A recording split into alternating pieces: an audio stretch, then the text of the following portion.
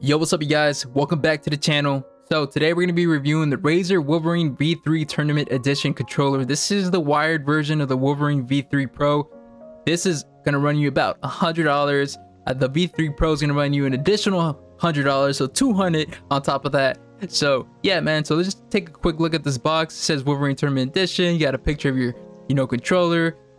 You pretty basic, man, box. Usually all the Razers have pretty good unboxings. I don't think this controller comes with a carrying case, but yeah, let's get to some of the features here. So we're gonna get some EFFECT Precision Thumbsticks, and you're gonna get some mouse click paddles. Yes, I said it, mouse click paddles. We'll get to those review because I had some issues with those, but nothing crazy. So you're gonna get a 10 feet USB Type-C cable, non-braided. I just want to emphasize on that for those who are wondering. It's non-braided, so you're gonna have that extra weight when playing plugged in. And yeah, you get to customize your controller through the app.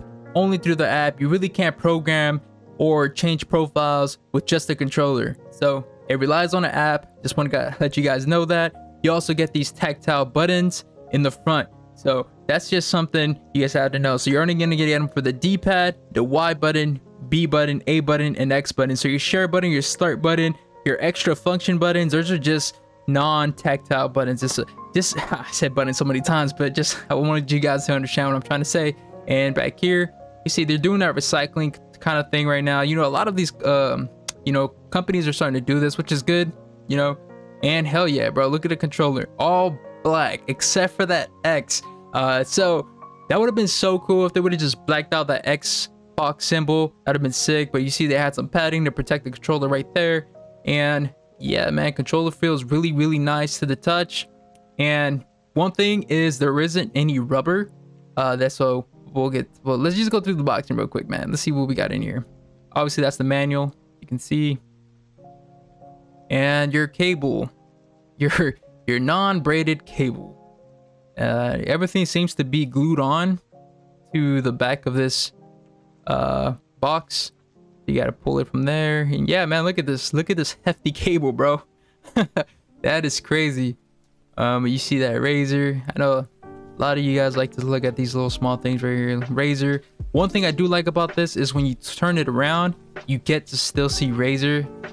You'll see what I mean right now. So when you twist it, boom, Razer. And it, a lot of the controllers, it's just the small little details, man. There's other brands who, when you twist it, the Razer sign would be flipped over, and then it's just like, you see, look at that nice little transition. And you got that green USB. Yep. Razer's colors. Yeah, man, pretty standard. Not happy about this, but hey, it is what it is. Got your manual right here, like I said. Pretty basic. All right, sorry, get the camera going. And got your instructions and 2 stickers. I think that's pretty much it. Yep, that's it. All right. Nice. Let's put that back. And controller. Yeah. So, like I said, first hand, man, it feels pretty good to the touch. I like it so far. I like the blacked out Y. The XBA looks hard, man. Definitely love that. Like I said, if the Xbox symbol was blacked out too, that would just make this controller a lot sick. And yeah, analog sticks. You got the EFFECT sticks. And one thing I do want to mention is those analog sticks are non-pullable. You can't swap them out.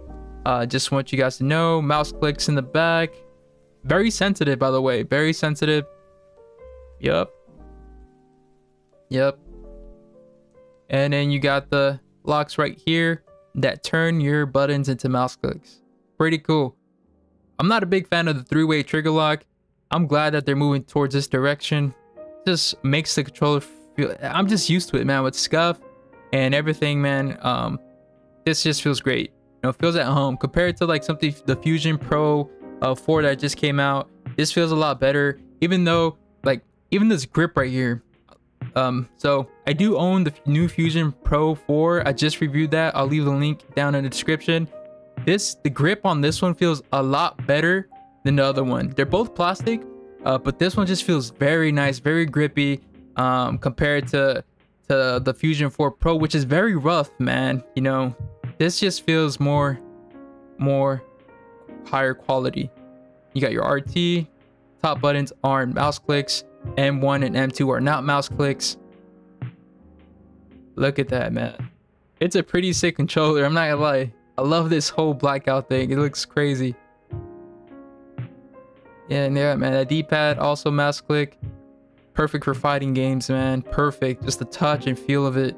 Definitely gonna rock that with some Mortal Kombat, some Street Fighter.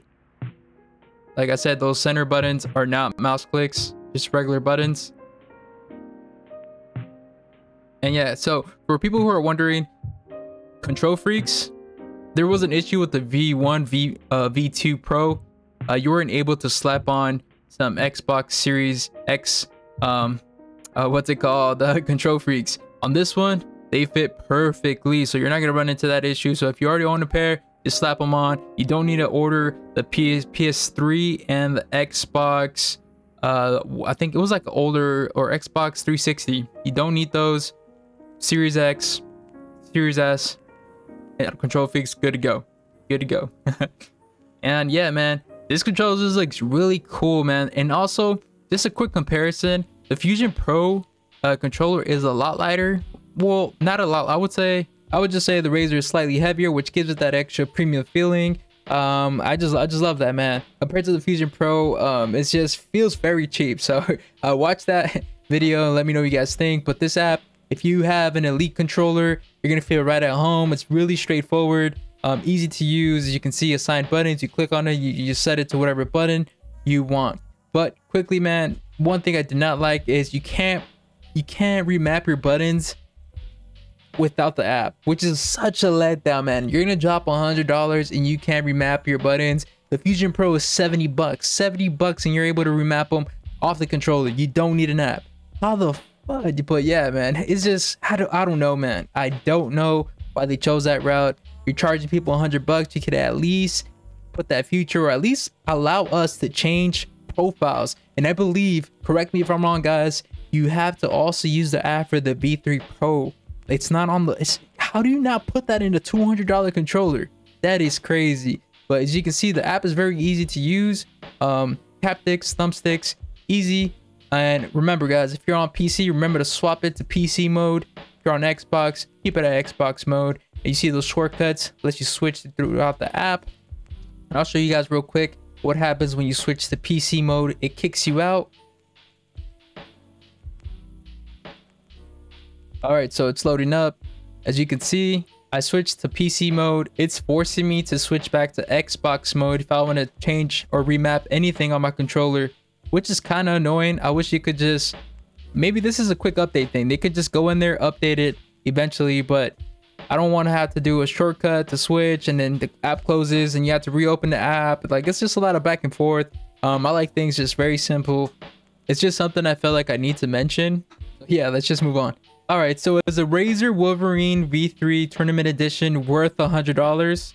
I'm gonna say yes, and this is why. So let's start off with the mechanical buttons. You got Y, B, A, X, and that D-pad as a mechanical. So that makes fighting games a lot better. So if you love playing, you know, Mortal Kombat, Street Fighter, any kind of fighting game, this is gonna give you that better experience overall. This is something you can't really get from the Fusion Pro controller. You're not gonna get that same high responsive mouse click feel. It's just a game changer, man, to be honest. And I do wish that they added those mechanical buttons to the top triggers, to your you know, RB, LB, and even those extra buttons you have, M1 and M2. I just wish those were mechanical as well, especially because you're paying $100. Also the share button, you know, start button, the extra function button. Razer, just next time make everything mechanical and you'll be good to go. Now let's move on. So the remappable buttons in the back, I do have an issue with them. Accidental press. These buttons are so sensitive, man, very sensitive. I found myself hitting you know, the incorrect button a lot of the times, especially on Call of Duty. You know, you're moving around, you know, kind of like it just happens. And I did have to turn some of these buttons off just so I wouldn't accidentally hit them, because it was just something that occurred very often. And now second is, I really do love the paddles on my scuff, both my scuffs, my PS5 scuff and my Envision Pro scuff. I feel like those just give you a feedback when you press them as to you know, when you have your headset on and you're playing a video game and you're pressing these buttons in the back, they don't really give you a feedback. You don't feel it as much as compared to you know, these other Pro controllers. But again, this is a $100 controller, and I'm comparing it to a $200 controller. But I can talk my shit with the V3 Pro, right? And there's a lot of things wrong with that controller, but anyways, let's just keep it on this one for now. I'm just nitpicking at this point. But if Razer, if you're listening, please next time just make these buttons, you know, a little bit, just a tiny bit harder to press. That way we don't run into accidental presses. And that's it. Okay. And then another thing I do want to mention is this controller does not have a program button, which really sucks. And I think the V3 also, the V3 Pro does not have the program button, and you don't have a button to swap profiles.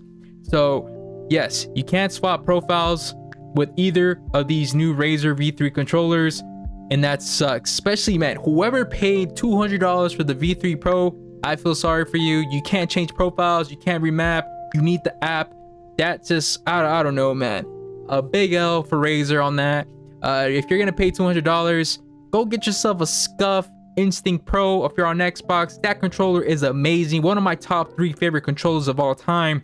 $200 on the V3 Pro, just go for the Scuff, man. If you're looking for something budget, this is gonna have all the basics for $100. It's wired, I know it's wired, but if you don't give a fudge about that shit, just get this one, man. It's worth it.